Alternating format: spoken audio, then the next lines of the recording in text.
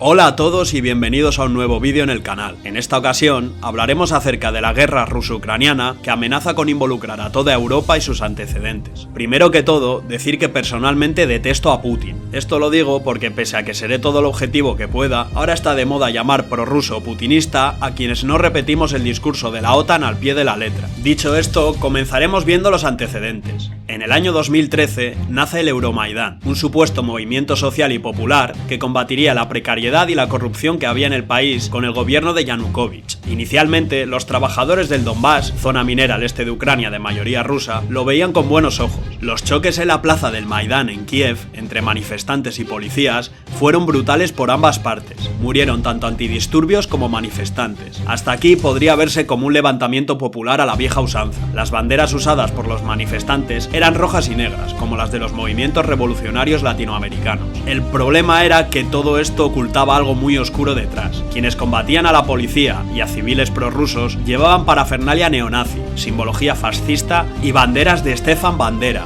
quien fue un líder nacionalsocialista ucraniano que durante la ocupación alemana de la parte occidental de la Unión Soviética persiguió judíos y comunistas que entregó a las autoridades alemanas. Pero su hecho más notorio fue la limpieza étnica llevada a cabo por su organización en Volinia y Galicia, donde se cree que asesinaron a más de 100.000 civiles polacos. Tras la guerra fue liberado por los aliados y vivió plácidamente en Múnich hasta su asesinato en 1951 por parte de la KGB. El conocido futbolista Zozulia posó con un retrato suyo. Curiosamente, el color del ejército insurgente ucraniano de Stefan era también rojo y negro. De aquí podéis sacar vuestras propias conclusiones.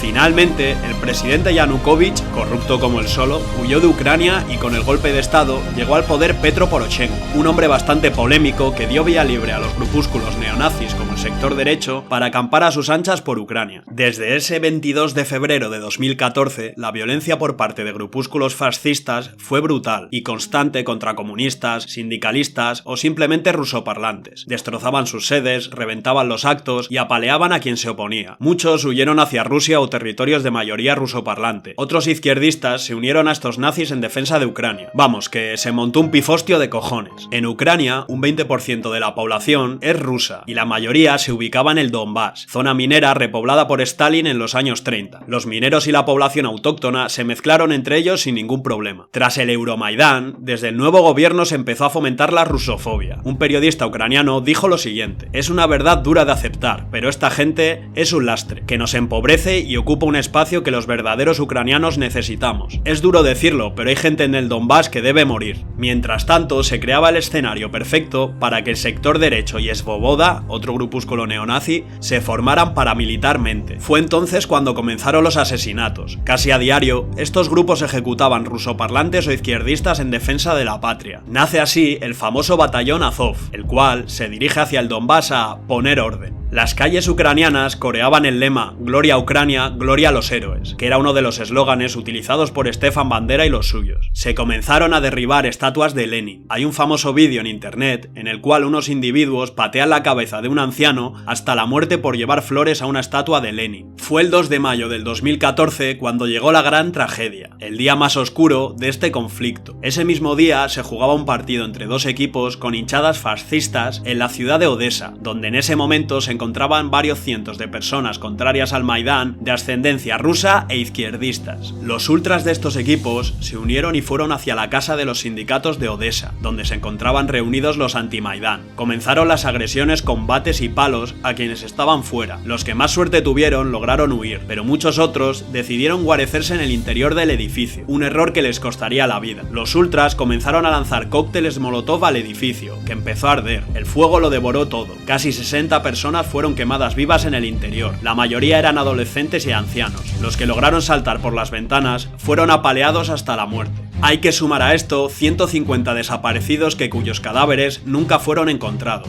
Esto solo fue el inicio de lo que sería una ola de ahorcamientos, enterramientos a personas vivas, violaciones, crucifixiones, etc.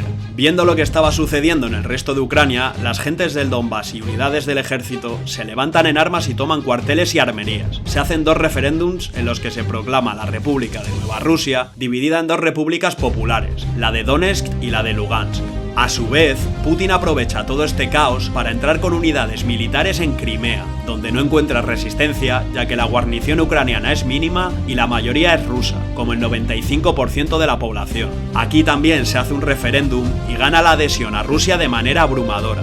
Con la proclamación de Nueva Rusia, estalla la guerra y el ejército ucraniano ataca las posiciones separatistas. En primera línea se encuentran, junto al ejército regular, los paramilitares ultranacionalistas del batallón Azov y del batallón Aidar. En todo esto metió la mano la OTAN, que ya había apoyado oficialmente el Euromaidán, incluso altos cargos americanos estuvieron presentes en las protestas. Las primeras posiciones prorrusas caen con facilidad, pero los separatistas se atrincheran en Donetsk y Lugansk, desde donde organizan la resistencia y posteriormente comenzarían a retomar posiciones. Las llamadas milicias de autodefensa estaban formadas por exmilitares, mineros, obreros, funcionarios y brigadistas internacionales que fueron, según su visión, a luchar contra el fascismo. Paradójicamente, fueron llegando ultranacionalistas rusos desde el país vecino para combatir a los ucranianos. El 5 de septiembre de 2014 se firma un alto el fuego con los llamados acuerdos de Minsk, que de poco servirían ya que ambos bandos lo violaban constantemente. Ucrania bombardeó indiscriminadamente zonas civiles. También es cierto que los milicianos prorrusos cometieron crímenes contra prisioneros de guerra, ejecutándolos sin juicio previo. Ucrania comenzó bombardeando inicialmente la infraestructura del Donbass, centros eléctricos, depósitos de agua, de gasolina, etc. Cuando acabó con esto, comenzó el bombardeo de zonas civiles, hospitales, guarderías, supermercados, etc. Los ultranacionalistas llamaban a acabar con el moscovita. Uno de los grupúsculos más terroríficos de la guerra fue el batallón Tornado, neonazis a los que se les incautaron vídeos en sus móviles de asesinatos y violaciones, incluso a niños, mientras sus madres miraban antes de ser ejecutadas. En el bando prorruso destacó el despiadado batallón somalí, liderado por Gibi, un carismático hombre que se alistó a la milicia tras el golpe de estado del Euromaidán. Gibi sirvió en el ejército ucraniano para más tarde trabajar como obrero en una fábrica. Hay multitud de vídeos en YouTube donde se muestra su carácter, como estos. Las fuerzas especiales ucranianas le colocaron un explosivo en su oficina que acabó con su vida el 8 de febrero de 2017. Otro grupúsculo bastante hijo de puta fue el batallón Spartak, liderado por Motorola. A este batallón se le atribuyen decenas de ejecuciones de prisioneros de guerra ucranianos sin juicio previo. Motorola fue asesinado también con un artefacto explosivo el 6 de octubre de 2016. Otro momento durísimo de la guerra fue cuando en 2015 un convoy de refugiados que huía a Rusia fue bombardeado por Ucrania y decenas de personas fallecieron. A mediados del 2015 el frente se estanca y desde entonces la guerra, aunque de menor intensidad, ha continuado llevándose por delante a miles de civiles. Las cifras oficiales hablan de 14.000, pero desgraciadamente se cree que son muchos más. Poroshenko, lejos de calmar los ánimos, dijo en un discurso lo siguiente: nuestros niños podrán ir a la escuela, mientras los niños del Donbass tendrán que esconderse en los sótanos.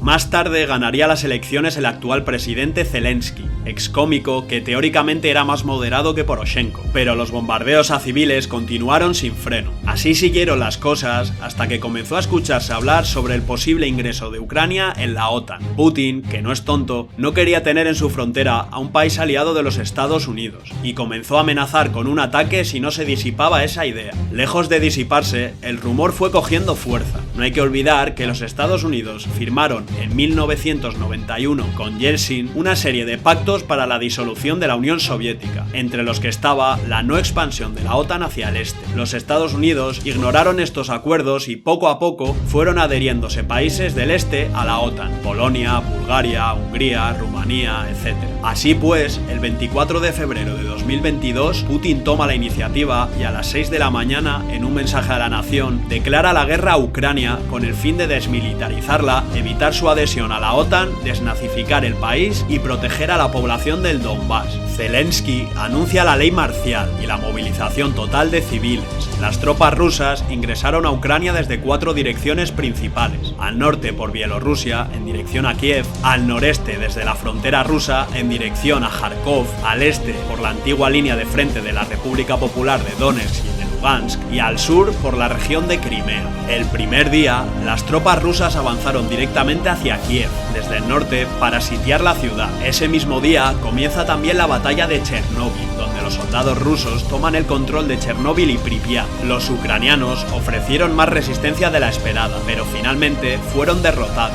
Después de tomar Chernóbil, los rusos atacaron Ivánkiv para tomar el aeropuerto a 20 kilómetros de Kiev. Finalmente, tras durísimos combates que duraron varios días, los rusos se hicieron con el control del aeropuerto. El 26 de febrero, divisiones aerotransportadas rusas atacan Vasiliv, donde los paracaidistas se enfrentan a tropas ucranianas. Finalmente fueron repelidos. En la parte oriental de Ucrania, los milicianos de Donetsk y de Lugansk bombardearon la ciudad de Kharkov para atacarla a posteriori. En Kharkov, los rusos perdieron gran cantidad de tanques frente a la férrea resistencia ucraniana. Los soldados ucranianos, según fuentes rusas, se ocultaban en edificios civiles, lo que hizo que fuese complicado evitar las emboscadas de estos. Finalmente, Kharkov cayó en manos rusas. Tras esto, atacaron Sumy, que no ofreció tanta resistencia como Kharkov, y cayó en cuestión de horas. Las tropas de Lugansk y Donetsk, de manera conjunta con el ejército ruso, comenzaron el ataque a Mariupol, donde aún a día de hoy continúan los enfrentamientos. Los bombardeos han sido constantes, provocando la muerte de decenas de civiles. Desde el sur, las tropas rusas atravesaron la frontera desde Crimea. Estas tropas fueron también en dirección a Mariupol, para acercar la ciudad junto al grupo de batalla que atacaba desde el este. También se dio allí la batalla de Gerson, que finalizó con los rusos tomando la ciudad. Desde Crimea, otro grupo de batalla ruso se dirigió hacia el norte, tomando el control de la central nuclear de Zaporizhzhia, donde durante los combates se inició un incendio que por suerte no fue a más. El 1 de marzo, las fuerzas ucranianas iniciaron una contraofensiva hacia Gorlovka, que está bajo el control de la República Popular de Donetsk desde finales del 2014, siendo estas repelidas por las milicias populares. La guerra actualmente se ha estancado, algo que desde luego da algo de oxígeno a Ucrania e impacienta al Kremlin. La ayuda logística que los países occidentales estamos dando a Ucrania es clave para la tenaz resistencia llevada a cabo por estos. Militarmente es más poderosa Rusia, pero las emboscadas y el combate urbano están haciendo que la balanza se equilibre. Las bajas varían según fuentes rusas o ucranianas, bastante poco creíbles ambas. Fuentes independientes hablan de unos 3.000 rusos muertos hasta el momento y 2.500 ucranianos. En cuanto a bajas civiles, se cuentan ya en más de 500 según la ONU. Este conflicto postsoviético es una muestra más de que por intereses económicos e imperialistas de terceras potencias, quienes sufren las consecuencias son siempre los civiles, tanto los de Ucrania como los del Donbass o los de Rusia por las sanciones. Personalmente, el gran problema que yo le veo es que en Occidente solo nos solidarizamos con una parte, como si los habitantes rusos del Donbass no hubiesen sido bombardeados indiscriminadamente durante 8 años. Dicho esto, ojalá esta guerra termine cuanto antes y dejen de morir inocentes por los intereses imperialistas de Estados Unidos y Rusia. Espero que os haya gustado el vídeo. Me ha llevado más tiempo del que me gustaría, pero no ha quedado mal, ¿no? Lo dicho, no olvides darle al like y suscribirte, y nos vemos en la próxima.